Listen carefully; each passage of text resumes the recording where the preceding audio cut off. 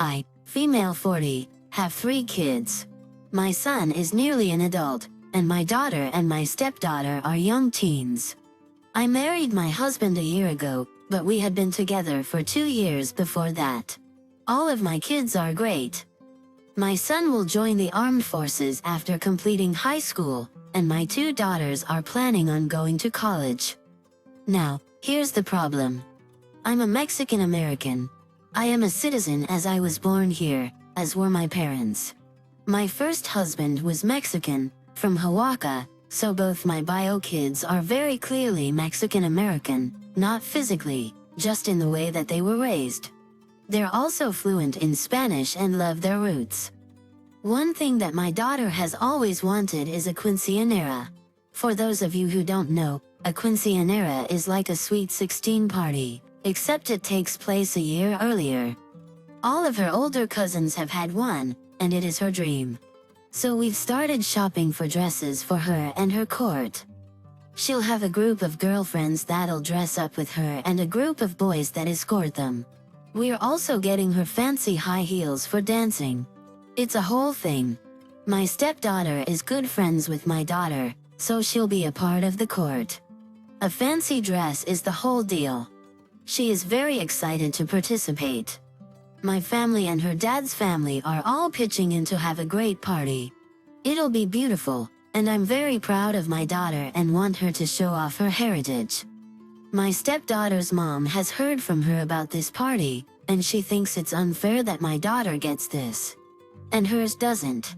One slight problem, my husband and his ex-wife are from Minnesota and they aren't in any way Latin American. My stepdaughter is a beautiful young woman with family who still live in Sweden and Denmark. My husband has told his ex that his daughter has no cultural connection to a quinceañera, but she refuses to listen. All she can see is that her daughter's losing out. She's threatening to go to court for equal treatment of the girls. I told her that her daughter would be getting a sweet 16 and that she should start saving now because she would need to pay for half. But I'm at a loss. She's calling me an idiot for favoring my daughter over my stepdaughter. I don't think I am. We will be having a sweet 16 for her, but that's apparently not good enough. Am I the idiot? Not the idiot. I just spilled coffee all over my dog. If I have this right, your husband's ex wants you to throw a quinceañera for your stepdaughter who has no Latin roots. That's hilarious. And your stepdaughter gets a sweet 16 party anyway. That seems equitable. I'd love to know what a family judge says about that. Geez, tell the mom to throw her daughter one if she wants to, with loot, fisk, and brown sauce. Fair treatment. Each daughter gets thrown a quinceañera by their mom. Perfect. I am fully aware of how ridiculous it would be, but it's what she wants. So screw it. Let her make a fool of herself. The ex can pound sand, especially since she seems to be the only one upset. She sounds like a super awesome human who will hopefully have her rear end handed to her by a judge, assuming she's not bluffing. I highly doubt that even if your stepdaughter's mom tried to go through the court system, it would get anywhere. It sounds like your stepdaughter's very understanding of the situation. I assume stepdaughter will also be getting a new dress to attend, which would show no favoritism here. Stepdaughter's mom is being ignorant. If there's any movement in the legal system, maybe get ahead of that by picking out a definite date and venue for the Sweet 16. It will be a paper trail that proves your stepdaughter will be treated to her party in time. One that isn't stomping all over cultural tradition. You are the idiot. You're offering a Sweet 16 party, which sounds like a reasonably inexpensive and low-key event. Anyone who's been to a proper quinceañera knows it's on the scale of a wedding reception. If you're spending $20,000 or $30,000 on a quinceañera, are you going to spend $20,000 or $30,000 on a blowout Sweet 16? And I feel that you're going to give in to your biological daughter and give her that big party because you're not going to want to say no to her, which is going to be messed up and a double standard. For your stepdaughter. Poor kid. Your husband's ex is right. I have 2 girls, a toddler, and a preschooler. I hate how everyone thinks of me as just being a mommy now. I don't get to be my own person. I'm just mommy. My husband doesn't face this. He gets gifts from everyone that have to do with his hobbies. Me. I get a bunch of mommy crap. Teehee, mommy needs wine and matching outfits. I don't mean like one of those cutesy matching pajama sets that the nurses and horse girls wear in their staged Christmas Insta pics. I mean like people actually think I'm gonna go out in public wearing some cutesy matching outfits with my toddlers, as though I believe there are many versions of myself or dolls. From the time we got to the in-laws, it was mama this and mama that. At some point, my sister-in-law said it. And I said, "You know my name is Carmen, right?" She just looked at me funny and said, "Of course, silly." I said, "So why do you keep calling me mama? You weren't going around calling husband papa." Sister-in-law looked at me like I had 2 heads and was like, okay. This went on all over Christmas. "Here you go, mama. Want another slice, mama?" At that point, I was just like, do you guys mind calling me by my name instead of calling me mama? The same sister-in-law as before did the whole, golly gee, do I thing and said, "But you're such a good mama." I said that I'm not just a mom. I gestured to the things that husband got for Christmas from them and said, "Why didn't you guys get him anything that says papa? Everything you gave me is somehow related to me being a mom. Why does he get to be his own person?" Mother-in-law grabbed my hand and squeezed it and said that she was sorry she made me feel like this. She was just so excited about being a grandma and she never really thought of things like that. I was feeling a little better until sister-in-law 2 and sister-in-law 3 started going after me. One of them did that whole, "Are you okay? Do you need to talk to someone? You sound so angry." It isn't healthy. Full concern thing that's meant to shame you for having any emotional response. The other one was angry and said, "Is being a mom somehow beneath you? And do you think you're better than the rest of us?" And all of that. When we finally left, he asked me why I'd kept it in for so long. And I said that I hadn't. No one listened to me before. I've said these things plenty of times. I've always asked them to call me by my name and not some disgusting nickname that boils me down to giving birth. He nodded but said I'd put a big pallor on the weekend and that I needed to apologize for the outburst at some point. I said, sure, as soon as sisters-in-law apologized to me for dehumanizing me for years. We're at a stalemate. Am I the idiot? Not the idiot. Once again, this is a case of family members needing to be confronted about their behavior because politely asking them to stop didn't work. And then it's all, why didn't you say something? Your answer to your husband is precisely correct. If you need to apologize for your outburst, then they need to apologize for their failure to listen to you until you reached your breaking point and had an outburst. This, by the way, your husband also needs to apologize to you for saying you need to apologize to his family and for not standing up for you against them and for not apologize to you for saying you need to apologize to his family and for not standing up for you against them and for not listening to you. You're totally correct. Aunt. You are a mother, but that's only part of who you are. It's not your entire and only mission. Maybe it's a cultural difference, but I can't comprehend how anyone can call somebody other than their own mother, mama. It is indeed infuriating when a woman's whole identity is simplified to, oh, she's a mother now, and it's quite telling that it doesn't happen to men. Your husband's family is just being plain misogynistic.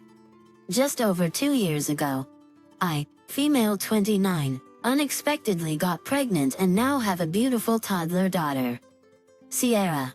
Over that time, my friend circle got considerably smaller, but my best friend remained. Mia, female 31. Mia doesn't have any kids nor wants kids, but she's been brilliant with Sierra. I'm a stay-at-home mom and obviously only have a little time to hang out as I did previously. Mia and I live on the same street. We're in Manchester, England. And it's a walking distance between our houses. I've told Mia numerous times that she can just pop in whenever she wants to. She works from home. But she rarely does. She did at the beginning, but it's been happening less and less. Instead, she keeps suggesting we go out for coffee, pizza, or even a drink. But I don't have the time, and I always just tell her to come over, and we'll have coffee at my place. She asked if I wanted to go out with her and her other friends for a drink last weekend, but I said no. But she's welcome to come over and we'll have a few drinks at mine. She said she already had plans and it felt weird to drink when she knew a child was around. Honestly, I feel neglected. I feel like she's put me on a back burner and doesn't want to be friends anymore. I'm always available, but she rarely comes over, and I don't think that's fair. Today I saw her photos from her Saturday night out, and I was fuming. She ditched me so that she can go and drink like she was 20 again. I felt rejected and horrible. I thought we were best friends, but she clearly didn't value me when she didn't have a few drinks with me at my house. When she finished work, she called and asked if I fancied going for coffee to town but asked her to come over again. She said yes, but before she disconnected, I heard her mumble, like always. This really annoyed me. When she came over, I decided to be open about everything, and while not my proudest or most mature moment, I shouted at her that she's an awful friend right now, that she barely comes over. And if she doesn't want to spend time with me, just say it and stop playing around. She said she's always been accommodating, but it's been 2 years and she doesn't want to spend time always a kid, especially now when she has to watch her language. Mia likes to swear, so I said that she knew I had a child and responsibilities, and she said that Tom, my partner, could take care of Sierra once in a while so that I could have time off. This felt really intrusive and I told her to mind her own business and not meddle in my marriage. I was really angry with her and kicked her out. She called me a selfish idiot on her way out. Normally, I would expect her to call by now with apologies. But she hasn't done so, and I'm starting to wonder if I was the idiot or was she. Perhaps I was too harsh and should have been more careful with discussing it. You are the idiot. She didn't ditch you. She asked you to go out with her friends as she'd made plans. She's not drinking like she's 20. She's drinking like someone who doesn't have a child. P.S. She's right. Your partner can look after your daughter once in a while, and he should do that to try and bond with her. Honestly, I'm not seeing anything that Mia's getting out of this friendship, other than a load of audacity from Up. I have a child, but I completely second this. Nobody wants to have a little kid around every time they see their friend. You can't talk with each other freely, the parent is always distracted, and you don't always want to hang out at home with someone's toddler either. It's on Up to get a babysitter or have her partner watch the child from time to time. Childless people are not interested in always having kids around. Neither are people who have kids themselves. Op needs to be giving that same energy to her deadbeat husband. I'm always available. Then says they're rarely available and only if they meet at their house in their living room with just the two of them. LMAO, you're putting in very little effort and assuming it's on her to maintain this friendship and compromise. Why? Because you're a mom? She didn't ditch you. You've been a bad friend for a while, and she's probably done with you. My fiancé and I met at university. I was there on scholarship, and he was a legacy. I will try and explain for those of you who might not understand what that means. A legacy is a student that may or may not meet the qualifications to get into a certain university. However, their family has a long history with the school, and as alumni donate to the endowment or contribute in some other way to the school. He's charming and intelligent and doesn't need family connections to get in. He's a kind and generous person. I could spend this entire post talking about him, but that's not why I'm here. His family is fancy. They want us to have this huge fancy wedding and his mother's harping on about it being child-free. My family is not fancy and I love all my little relatives. I'm from Colombia. I grew up calling anyone that I was even remotely related to that was close to my age, primo or prima, cousin. Anyone older was tio or tia, uncle or aunt. I have so many little cousins and nibblings that I want at my wedding. One of my dreams has already been a wedding picture where it's just me in my wedding dress, just surrounded by kids. But my future mother-in-law insists that we should be child-free for the reception. I'm sick of it. We're visiting his family for Christmas. And we just had another discussion about the wedding. I finally lost it. I very politely informed her that if I heard one more word about how she didn't like that we were planning our wedding to include children, I would convince her son to elope. He's on the spectrum and isn't looking forward to a huge wedding. He says he would be happy with a courthouse wedding. He's equally happy with what we're planning. He's not happy about how his mom is trying to dictate our plans for a wedding she isn't paying for. We're paying for everything ourselves. She's in another room being comforted by her daughter and another daughter-in-law. All three of them said that I was being cruel to threaten to not have a wedding for her eldest son. My fiancé's dad agrees with us that it's our choice. Before anyone asks, my family could have paid my university tuition and board without breaking the bank. We just aren't fancy. Am I being an idiot? Like they said. Not the idiot. I'm guessing she was going to use the wedding to flaunt wealth and invite social friends to impress. If you're feeling magnanimous, tell her if she wants to throw an adult-only engagement party or something else, you will be happy to attend on her dime. But the wedding is non-negotiable. Agreed. Future mother-in-law thinks that unruly children will ruin the aesthetic she envisioned for her precious son's wedding. She sounds like a stuffy snob who doesn't know how to let loose and party. Many cultures have weddings that include young children in their ceremonies, and to state they shouldn't be welcome to the reception is preposterous. She has no say in your wedding. Even if she was paying for the whole thing, she wouldn't get to dictate who you invite. I have some experience with a just no mother-in-law. You are making a good decision to set and enforce boundaries early on in your relationship with her. Your wedding, your bills, your choice. My parents are overbearing people. They have huge personalities and steamroll everyone who gets in their way. At my little sister's wedding this summer, they were especially obnoxious. They made terrible speeches, got the DJ to play crappy music for the older folks, and tried to get the photographer to do family pictures for people not in the wedding party, since they were here. Anyway, and everyone was dressed up. I could go on, but I won't. Afterward, I said that they better not try any of that crap at my wedding. They said that it was who they were and that they wouldn't change for anyone. So I talked to my fiancé about it and we uninvited them. I told them they were welcome to come to the church as guests, but that I didn't want them near my wedding party during the pictures or at our reception. They're not helping us pay for the wedding, so we don't really owe them anything. My sister's on my side, but the rest of my family's split down the middle. Half understand why I don't want them making a scene at my wedding. The other half is saying that my parents are who they are and it's unfair of me to expect them to change for any reason. Am I the idiot? Not the idiot. Nobody asked them to change. They just behave like decent human beings. I'm sorry and no disrespect to your parents, but anyone who responds to a request to be considerate of you and your guests at your wedding with, "This is just who we are," has got their head up there. That. It's your wedding and you're paying for it. Allowing them to attend the ceremony but not the reception is fair. And you can tell your family members that you're not expecting them to change, which is why they aren't invited.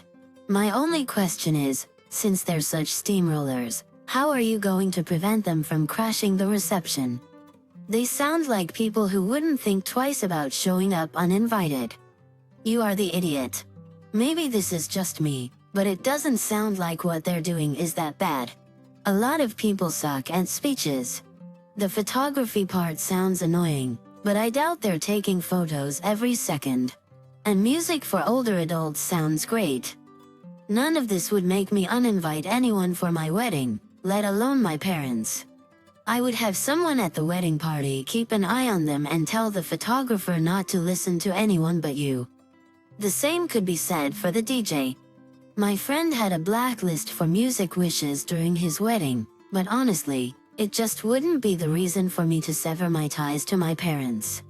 There won't be any relationship anymore,